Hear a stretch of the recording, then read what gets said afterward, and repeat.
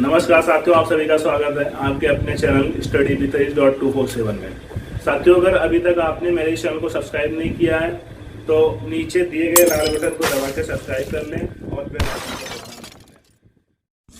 साथियों, आज हम पार्ट 4 पढ़ेंगे जिसमें अंतस्थ व्यंजन, उष्ण व्यंजन, संयुक्त व्यंजन और एक है उत्क्षिप्त व्यंजन। एक उत्क्षिप्त व्यंजन है जिसमें हमारे ये दो वर्ण आते हैं। आज हम इन चारों के बारे में विस्तृत चर्चा करेंगे। कल हमने पार्ट 3 में स्पर्श व्यंजन को पढ़ा था, जिसमें हमने आपको एक ट्रिक बताया था, कतम दवा। इस माध्यम से हमने आपको 25 वर्णों का उच्चारण स्थान याद कराया था। आपसे बताया था का से कंठ हो जाएगा, ता से तालु हो जाएगा, मा से मुर्दा हो जाएगा और दा से दंत और वा से ओष्ठ हो जाएगा। अर्थात ये जो का वर्ग है इसका उच्चारण स्थान कंठ हो जाएगा, चा वर्ग का उच्चारण स्थान तालु हो जाएगा, टा वर्ग का उच्चारण स्थान मुर्दा हो जाएगा और दा से दंत जो कि ता वर्ग का उच्चारण स्थान हो जाएगा और पा वर्ग का उच्चारण स्थान ओष्ठ हो जाएगा। अगर आपने मेरा कल का वीडियो ना देखा हो तो आप जाके मेरे चैनल पर कल का वीडियो देख सकते हैं। आपको 25 वर्ण का उच्चारण स्थान अच्छे से समझ में आ जाएगा। चलिए इसी क्रम में आगे बढ़ते हैं और आज बात करते हैं अंतस्थ व्यंजन। सबसे पहले अंतस्थ व्यंजन का परिभाषा देख लेते हैं। वह वर्ण जिनके उच्चारण में वायु अलग अलग उच्चारण स्थान को केवल नाम मात्र का स्पर्श करे उन्हें अंतस्थ व्यंजन कहते हैं।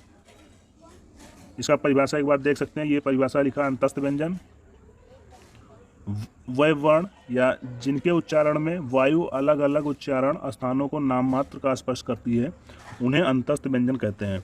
इसमें हमारे 4 वर्ण आते हैं, या, वा, रा, ला, या कह सकते हैं या, रा, ला, वा। इनको हम अर्धस्वर भी कहते हैं। आपके परीक्षा में ये प्रश्न बन सकता है कि अर्धस्वर किसे कहते हैं, तो अर्धस्वर में आपको या, रा, ला, वा इन ऑप्शन को सही करना होगा। या इन चारों में से कोई एक वर्ण दे सकता है आपके प्रश्न पत्र में। ऑप्शन में या दे सकता है, या रा दे सकता है, या ला दे सकता है, वा दे सकता है। तो आपको इन चारों में से कोई भी वर्ण होगा तो उसे आपको सही करना होगा। अब हम समझते हैं अर्धस्वर कहते किसे हैं। अर्धस्वर इनके उच्चारण में वायु केवल हल्का सा स्पर्श करता है और स्वर में बिल्कुल भी स्पर्श नहीं करता, इसलिए स्वर के कुछ गुण इसमें समाहित होते हैं, इसलिए इन्हें अर्धस्वर कहते हैं। हम कह सकते हैं अर्धस्वर जैसा कि उच्चारण से ही लग रहा है कि आधा स्वर, अर्थात पूरी तरीके से ये स्वर नहीं है। तो हम कह सकते हैं ना तो पूरी तरीके से स्वर है, ना तो पूरी तरीके से व्यंजन है। स्वर का हम उच्चारण करते हैं तो बिना किसी अवरोध के वर्ण का उच्चारण होता है, और जब हम व्यंजन का उच्चारण करते हैं तो मुख में अवरोध उत्पन्न होता है उच्चारण करते समय। लेकिन जब हम अर्धस्वर का उच्चारण करते हैं जैसे या, रा, ला, वा, तो इसमें हल्का सा अवरोध उत्पन्न होता है, इसलिए इसे अर्धस्वर कहते हैं। अब बात करें,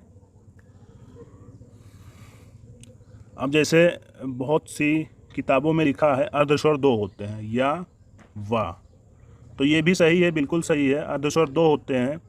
अगर देखा जाए इन चारों में से प्राथमिकता किसे दी जाए तो प्राथमिकता केवल या और वा को दी जाएगी। लेकिन बात किया जाए स्वरों की कुल संख्या तो अर्धस्वरों की कुल संख्या 4 हम कहेंगे, और इसका प्रमाण आपको वासुदेव प्रसाद नंदन जी की किताब में मिलेगा, जिसमें उन्होंने वर्णन किया है कि अर्धस्वरों की संख्या 4 होती है, या, रा, ला, वा।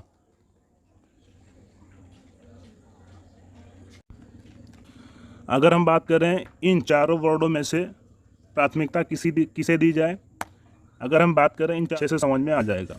चलिए इसी क्रम में आगे बढ़ते हैं और आज बात करते हैं अंतस्थ व्यंजन। सबसे पहले अंतस्थ व्यंजन का परिभाषा देख लेते हैं। वह वर्ण जिनके उच्चारण में वायु अलग अलग उच्चारण स्थान को केवल नाम मात्र का स्पर्श करे उन्हें अंतस्थ व्यंजन कहते हैं। इसका परिभाषा एक बार देख सकते हैं। ये परिभाषा लिखा अंतस्थ व्यंजन, वह वर्ण या जिनके उच्चारण में वायु अलग अलग उच्चारण स्थानों को नाम मात्र का स्पर्श करती है उन्हें अंतस्थ व्यंजन कहते हैं। इसमें हमारे 4 वर्ण आते हैं या, वा, रा, ला, या कह सकते हैं या, रा, ला, वा। इनको हम अर्धस्वर भी कहते हैं। आपके परीक्षा में ये प्रश्न बन सकता है, या इन चारों में से कोई एक वर्ण दे सकता है आपके प्रश्न पत्र में, ऑप्शन में या दे सकता है, या रा दे सकता है, या ला दे सकता है, वा दे सकता है। तो आपको इन चारों में से कोई भी वर्ण होगा तो उसे आपको सही करना होगा। अब हम समझते हैं अर्धस्वर कहते किसे हैं। तो इनके उच्चारण में वायु केवल हल्का सा स्पर्श करता है और स्वर में बिल्कुल भी स्पर्श नहीं करता, इसलिए स्वर के कुछ गुण इसमें समाहित होते हैं, इसलिए इन्हें अर्धस्वर कहते हैं। हम कह सकते हैं अर्धस्वर, अर्धस्वर जैसा कि उच्चारण से ही लग रहा है कि आधा स्वर, अर्थात पूरी तरीके से ये स्वर नहीं है। तो हम कह सकते हैं ना तो पूरी तरीके से स्वर है, ना तो पूरी तरीके से व्यंजन है। स्वर का हम उच्चारण करते हैं तो बिना किसी अवरोध के वर्ण का उच्चारण होता है, और जब हम व्यंजन का उच्चारण करते हैं तो मुख में अवरोध उत्पन्न होता है उच्चारण करते समय। लेकिन जब हम अर्धस्वर का उच्चारण करते हैं जैसे या, रा, ला, वा, तो इसमें हल्का सा अवरोध उत्पन्न होता है, इसलिए इसे अर्धस्वर कहते हैं। बहुत सी किताबों में लिखा है अर्धस्वर 2 होते हैं, या, वा, तो ये भी सही है, बिल्कुल सही है, अर्धस्वर 2 होते हैं। अगर देखा जाए इन चारों में से प्राथमिकता किसे दी जाए तो प्राथमिकता केवल या और वा को दी जाएगी। लेकिन बात किया जाए अर्धस्वर स्वरों की कुल संख्या, तो अर्धस्वरों की कुल संख्या 4 हम कहेंगे, और इसका प्रमाण आपको वासुदेव प्रसाद नंदन जी की किताब में मिलेगा, जिसमें उन्होंने वर्णन किया है कि अर्धस्वरों की संख्या 4 होती है। या, रा, ला, वा, अगर हम बात करें इन चारों वर्णों में से प्राथमिकता किसे दी जाए तो इन चारों वर्णों में से प्राथमिकता या और वा को दी जाएगी। अर्थात हम कह सकते हैं कि या और वा का जब हम उच्चारण करते हैं तो स्पर्श की हल्की स्थिति सबसे ज़्यादा स्पष्ट होती है, इसलिए या, वा को विशेष रूप से अर्धस्वर कहा जाता है। अब अगर प्रश्न पत्र की बात करें कि हमारे क्वेश्चन पेपर में क्वेश्चन कैसे आएंगे, तो नीचे आप देख सकते हैं निम्न में से अर्धस्वर हैं। अगर आपके ऑप्शन में रा, का, चा, पा दिया है, अभी हमने ऊपर बात ही किया है कि हम प्राथमिकता केवल देंगे तो या और वा को देंगे। अगर आपको ऑप्शन में से या, वा मिलता है तो हम सबसे पहले प्राथमिकता इसको देंगे। इसमें देखिए या और वा नहीं है, रा दिया है, तो हम रा को सही करेंगे। अब दूसरे प्रश्न में देखते हैं, लिखा है निम्न में से अर्धस्वर है। अब इसमें या, रा, ला, का, अर्थात इसमें या और रा दोनों दिया है। तो इस स्थिति में अभी हमने ऊपर बात किया है कि हम प्राथमिकता या को देंगे, तो यहाँ हम ऑप्शन ए सही करेंगे, अर्थात अर्धस्वर या को मानेंगे। इसी क्रम में आगे बढ़ते हैं और अब बात करते हैं ऊष्म व्यंजन। वह वर्ण जिनके उच्चारण में निकलने वाली वायु उच्चारण स्थानों के साथ घर्षण करती हुई बाहर निकलती है, उसे ऊष्म व्यंजन कहते हैं। ऊष्म व्यंजन को हम संघर्षी व्यंजन भी कहते हैं। ऊष्म व्यंजन को हम संघर्षी व्यंजन भी कहते हैं। आपके परीक्षा में ऊष्म व्यंजन ना दे करके संघर्षी व्यंजन भी दे सकता है कि हिंदी वर्णमाला में संघर्षी व्यंजनों की संख्या, तो आपको 4 लिखना होगा, अर्थात संघर्षी व्यंजनों की संख्या 4 होती है। शा, शा, शा, हा, ये हमारे स्पर्शी व्यंजन होते हैं, जिसे ऊष्म व्यंजन भी कहते हैं।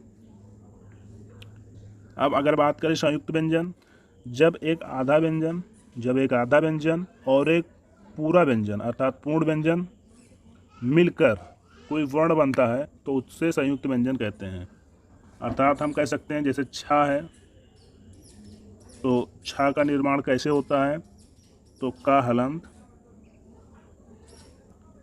प्लस शा, का हलंत प्लस शा से छा का निर्माण होता है।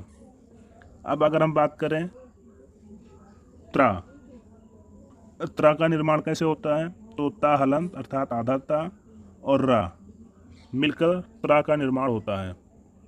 और अगर हम बात करें ज्ञा का निर्माण कैसे होता है, तो आधा जा प्लस इया, इससे ज्ञा का निर्माण होता है। अब अगर हम परिभाषा की दृष्टि से देखें तो उसमें साफ साफ लिखा है कि एक आधा व्यंजन और एक पूर्ण व्यंजन, जैसा कि आप देख सकते हैं ये हमारा आधा जा है और ये इया पूरा है। इन दोनों के जोड़ने से संयुक्त व्यंजन बनता है। इन दोनों के योग से हमारा ये संयुक्त व्यंजन बना। अब अगर हम बात करें कि स्रा का निर्माण कैसे होता है, तो आधा सा और प्लस रा के मिलने से स्रा का निर्माण होता है। आपके परीक्षा में ये क्वेश्चन आते हैं, छा का निर्माण किन किन वर्णों के मिलने से होता है। ऑप्शन में आपको दे दिया जाएगा आधा का प्लस सा, ये का प्लस सा दे दिया जाएगा। ऐसे ऐसे 2 ऑप्शन और दे दिए जाएंगे और पूछ लिया जाएगा कि छा का निर्माण कैसे होता है। तो आपको आधा का प्लस सा को सही करना होगा। चलिए इसी क्रम में आगे बढ़ते हैं और बात करते हैं द्विगुण व्यंजन, अर्थात कह सकते हैं उत्क्षिप्त व्यंजन या उत्सृप्त व्यंजन। इनकी संख्या 2 होती है। आप देख सकते हैं इनकी संख्या 2 होती है और इन दोनों व्यंजनों के मिलने से हमारे वर्णमाला के जो 52 वर्ण होते हैं वो कंप्लीट होते हैं।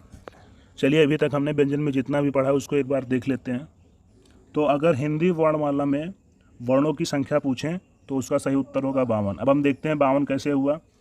तो हमारे स्वर जो होते हैं, स्वर 11 होते हैं, छोटा आ से लेके औ तक, ये हमारे स्वर होते हैं। और बात करें अयोग वा, तो जिसमें अनुस्वार और विसर्ग को मिला के अयोग वा बनता है, जिसमें हमारे ये 2 वर्ण आ जाते हैं। अब अगर बात करते हैं व्यंजन की, तो व्यंजन में 35 आ जाते हैं। 35वें व्यंजन में हमारे स्पर्श व्यंजन, अंतस्थ व्यंजन और ऊष्म व्यंजन आ जाते हैं, जिनको मिला के 33 होता है। संयुक्त व्यंजन 4 होते हैं, जिसमें कि छ, त्र, ज्ञ आता है। और द्विगुण व्यंजन की बात करें तो इसमें भी हमारे 2 वर्ण आ जाते हैं, हमारे 2 वर्ण इसमें भी आ जाते हैं। कुल मिला के 52 वर्ण का निर्माण इन्हीं वर्णों की सहायता